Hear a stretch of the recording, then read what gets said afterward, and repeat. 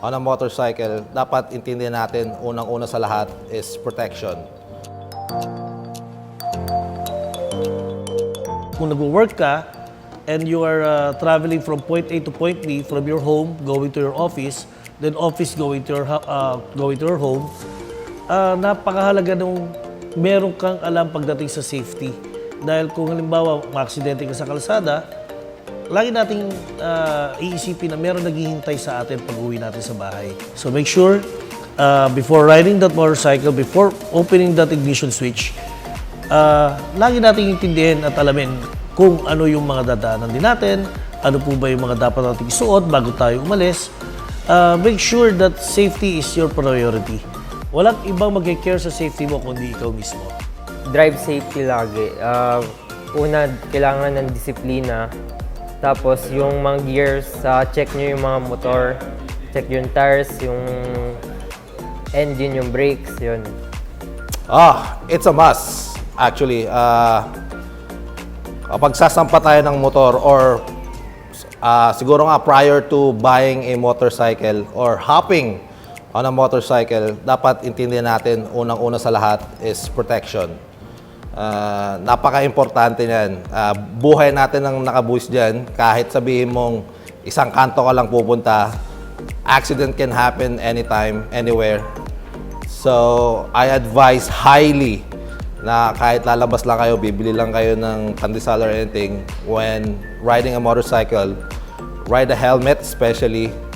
Tapos, upon, going on a long ride, wear the proper protection, jacket, gloves, pants, and shoes, and of course, the helmet.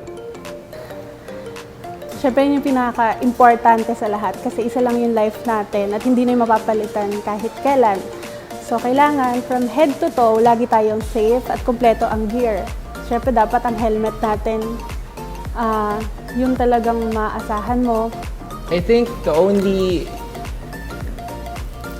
thing that I can say to everyone is always wear your safety gears, like your helmet. It's essential, like your helmet, gloves, boots, your suit, or even wear a simple jacket just to protect your skin from